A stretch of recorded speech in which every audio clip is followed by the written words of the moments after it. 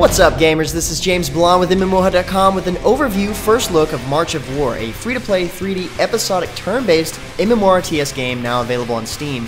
The game is developed and published by ISOTX and holds a fantasy World War theme with 6 factions to choose currently. And the idea behind the game is to create a huge MMO world where players battle each other over cross-platform on both a small scale and a 6-way faction versus faction scale. So first, let's take a look at the gameplay. After choosing your faction and going through the quick tutorial, you come to a world map where you choose to battle against the computer opponent solo or co-op or go PvP. And choosing to play with the computer, you'll boost your faction's win or loss ratio in the area, and the world map faction coverage works kind of similar to the world map in PlanetSide 2. Now here I'm in game with a computer opponent. You start out by deploying units. Starting on the lower ranked gameplay, you can only place down 2 infantry type units and 1 vehicle, but that increases as you rank up and increase your research. Now the objective in this game mode is to capture all of the control points on the map. You've got to do that pretty strategically, so expect to be bad at it at first until you figure out good ways to do so. There are 3 different types of control points, one with people symbols on them like this that let you deploy more infantry, ones with a gear on them that let you deploy vehicles, and ones like this with stars on them that allow you to deploy special units like, in this case, officers, and I'm sure later on some of the heavier units in the game. Now, the capture points with the stars on them work a little bit differently in that it provides you with the stars necessary to deploy special units, but those units may need other capture point resources as a requirement in addition. So what I mean is, some units may require multiple capture points to provide enough resources to deploy. Alright, so you have to use a unit that says it can capture a point. From what I've seen, all of the infantry can actually capture a point, but none of the other units like tanks, vehicles, or even the war beasts can capture the point. Only the infantry for now. Maybe that's something that'll change later on. I have no idea.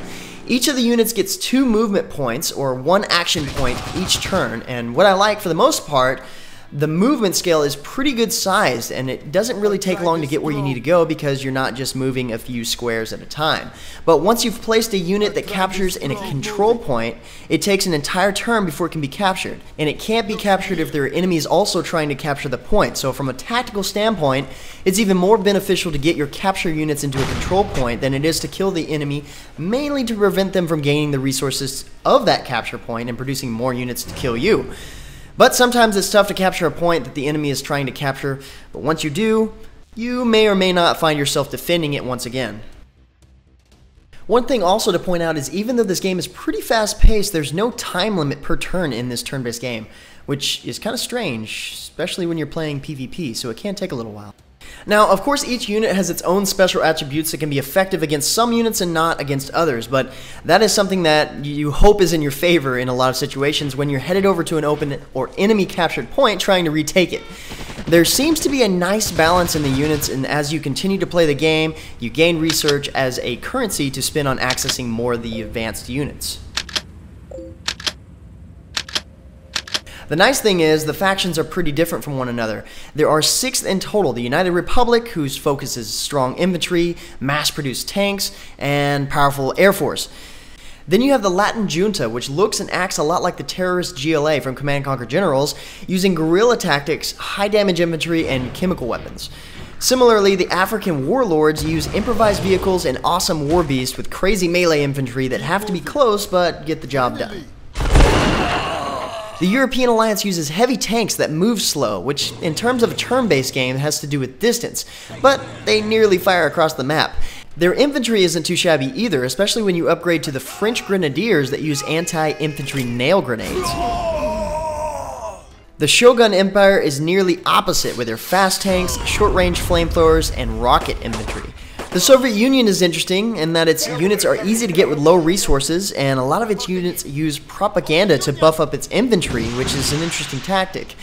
It's similar to the African warlords and their war dance that increases so much of their infantry stats before unleashing hell on the enemy, but leave it up to the Soviet Union to have crazy war walkers. Still not as cool as the overlord you can get from the African warlords. What is that? It's a freaking dinosaur? So I started out playing as the European Alliance, and then I tried a game or so with the Soviet Union, and I figured out that I like playing as the African warlords the most, but of the 3 that I played, they were all pretty well balanced and even had units with similar abilities. Like the officer from the European Alliance was similar to the beast walker from the African warlords, the officer granted action points back to the infantry, and the beast walker gave the war beast another action point.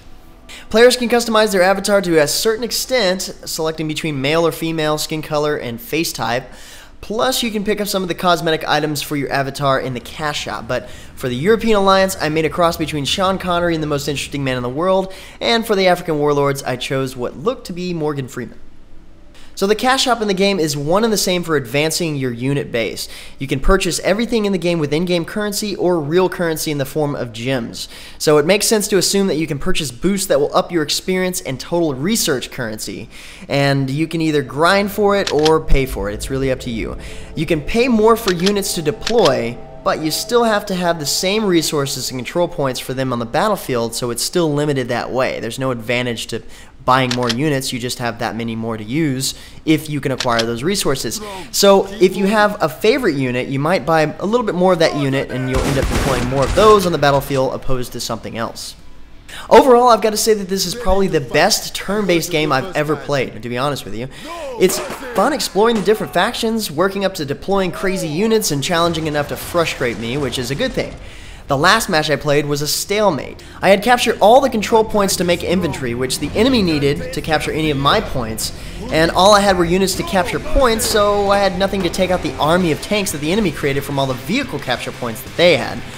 That was pretty crazy.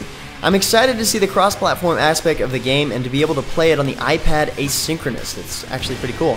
The game is currently in an early access phase on Steam, and in the near future, their premiere episode is going to launch with a theme that players are currently voting on. So that's another cool aspect of the game, is players actually get to vote for content to be released.